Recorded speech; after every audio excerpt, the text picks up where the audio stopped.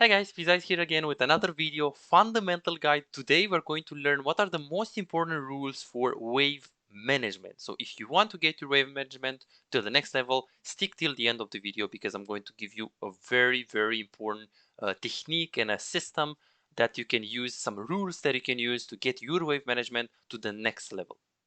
So rule number one is simply be safe. So obviously, no matter what you want to do with wave, whether you want to freeze or push or slow push, you really want to make sure you're safe, because if you're freezing and they're losing minions, but then enemy jungle comes and he kills you for whatever reason, then that's not good. You need to find another solution. So first rule is be safe. The second rule is you want to make sure you communicate with your team. So whether you play AD carry and you are on the bot lane, you want to ping your support, you want to make sure he knows and he's on the same page with you, you want to make sure he's helping you, or maybe you play mid lane or even top lane. If your jungle is close to you and you can make him help you, let's say you're very low HP in the lane and you need help, ping him. You should ping him. Of course, that doesn't mean he's always going to follow, but this is going to increase your chances of succeeding, increase your chances to have a very clean wave management, so you can actually crush the wave into the tower, because this is normally what you should be doing if you want to recall. You really want to crush the wave into the tower, so sometimes you might need some help. So this is the second rule. Make sure you communicate with your laner or your jungle. The third rule is be efficient when pushing. So when you want to push, you really want to make sure you're very fast. You want to push it as soon as possible. You really want to instantly shove it. Use as many auto attacks as possible on the wave. Just use your abilities as well. Like if you're playing, like no matter what you're playing, like for example, if you're playing Kaisa, just use Q auto on all of the minions. If you play Fizz, use E on all of the minions. Make sure you use your spell on as many minions as possible, because it's a race. The faster you lose, the faster you push, actually, the faster and the more the enemy AD carry loses. So it's crucial for you guys to push it as fast as possible. So this is basically the third rule. Be efficient when pushing. The fourth rule is simply recall on the safe place. Recall in a safe place. Make sure you normally want to be in a brush, but if you're in the mid lane, you can also stay like right on the corner, on the edge, on the wall. So as long as you're in like very close to your tower or in a safe position, you really want to go, and you really want to make sure you obviously don't die or don't get stuffed when you recall. It's another very important rule when it comes to wave management and recall timing. So I'm going to show you two situations where uh, this is very common. This is basically what I encounter in my coaching a lot. So if you want to learn, definitely watch this guy. This guy is a Platinum player, actually. I just did a coaching center with him. So if you want to learn from this one, definitely pay attention to what he's doing right here. So we have two videos. Let's see. So the first example that we have right here is this one. So right now he's just chilling to the tower. The wave is, well, crashed into the tower. There is nothing he can do right here. He just wants to last it. He doesn't really want to do anything. Right now he's actually getting a gank. So the gank is coming. He's using E. He's getting a kill. Beautiful. So what do you guys think that he should do right here? What should he do? Well, obviously, he doesn't have enough mana, doesn't even get enough HP, so he really has to recall. He really has to recall, but he can't just recall without crushing the wave, without crushing this wave into the enemy tower. So he really wants to make sure he pushes. But does he have enough HP to push? Well, the answer is yes, he does. So right now, he does have his team in the close proximity. He sees Kane, he sees LeBlanc. We do have a little bit of vision on the river, so he really wants to crush the wave. What happens if he doesn't crush is that this wave is going to slowly push into them, and because he's going to just recall without pushing, the wave is going to simply freeze under his tower. Because again, this wave is going to slow push, and the next minion wave, the minion that is going to come slowly from their base, is going to meet with our wave right here. How do we know it? We know it by looking at our wave. Our wave is close to our tower, which means their wave is close to the tower as well. So this wave slow pushing into them is going to be basically transform this into a freeze for the enemy team. So if he doesn't push, he's screwed. He's screwed. So here, so this is a Platinum player. So this happens in every single rank, even sometimes in higher elo like Diamond. So look at him. He's recalling, and here I'm just screaming to him. And I look at, you can also see my reaction right there. You can also like, what are you doing? Why? So here I was basically just watching him.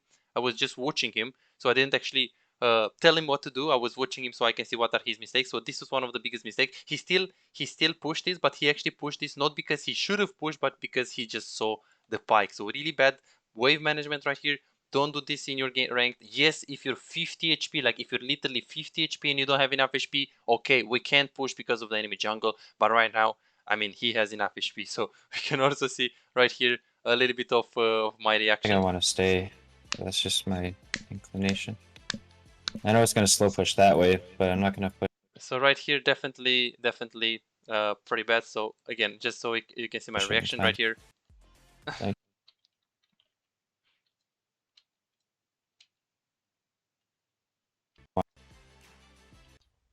Just my, I don't know. I don't think I want to stay. That's just my inclination. I know it's going to slow push that way, but I'm not going to push it in time. Wait, pike's gone.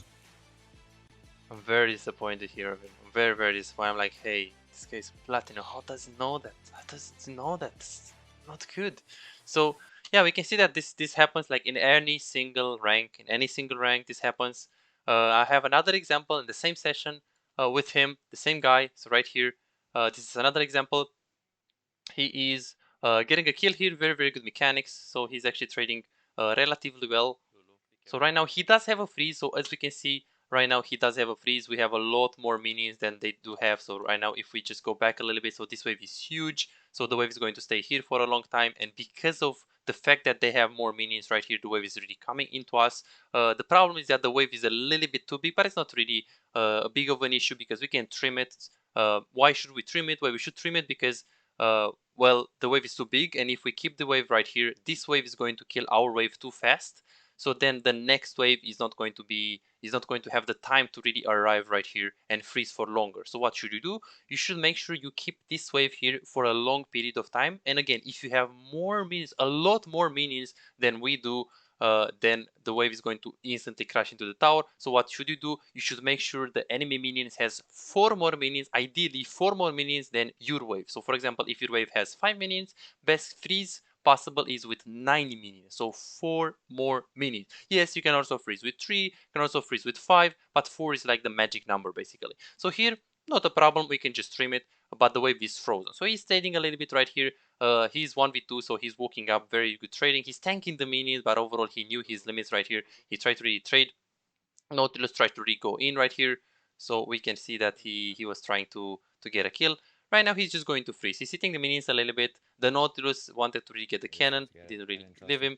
But overall this is fine. It was a freeze right here. It's still, the wave is still pretty good for us because they are very, very close to our tower and they are very, very overextended. So the more you keep the wave close to your tower, the better. This is another rule of thumb that you want to keep in mind, whether you're a bronze player or really a diamond player or master tier player. You want to have the wave close to your tower because this way you're going to be a lot safer, and they're also going to be able to be gankable, like if your jungle wants to really gank you.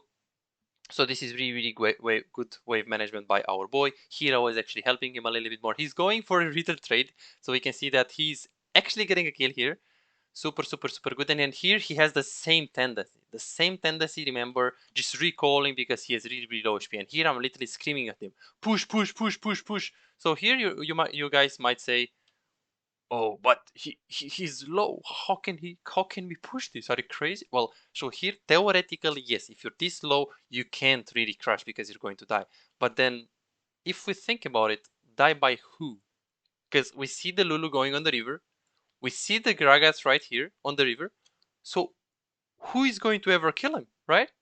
Like no one is going to be able to ever kill him. So here I'm telling you, hey, push. You wanna crash? Yes, he was low, but this is what you guys have to really keep in mind. So you guys wanna be hungry to push the wave. You wanna push it, and you wanna find the solution so you can crash the wave. Yes, if you can't crash the wave and you don't know where is the jungle and it is a high chance that you're going to die by trying to push it, do not push it. But here, look at this happen. So because I guided him and because and here I told him, so obviously, so there are more complex rules right here.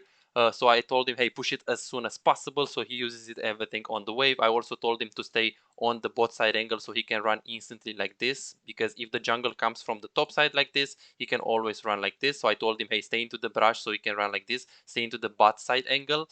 like here. I also told him, hey, leave those 2 minions because the wave is crushed. You don't need to overextend and take those minions because the jungle can come, just instantly recall. So this is a beautiful wave management, clean executed. So this is basically like in Challenger. He crashed the wave. He was hungry for the minions. It wasn't greedy. It wasn't risky because he knew where is the jungle. He knew where is the Lulu. And also look at this CS advantage. This is basically a Platinum AD carry just getting obliterated by another Platinum player. And again, this is all wave management. It's not like anything special or crazy mechanics or no. Just he has 12 farm, 0-2. He can't do anything. 1 level up. So this is how beautiful, this is how big the wave management technique can influence your games. So yeah, I hope you guys learned something here. Let me know if you kind of like this format. Let me know if you learned something. Let me know, of course, if you don't agree with this, please go into comments. I would definitely love to hear your opinion. And if you want to see more videos, yeah, let me know in the comments. Hit the like as well. Don't forget to subscribe. And thank you so much for watching me.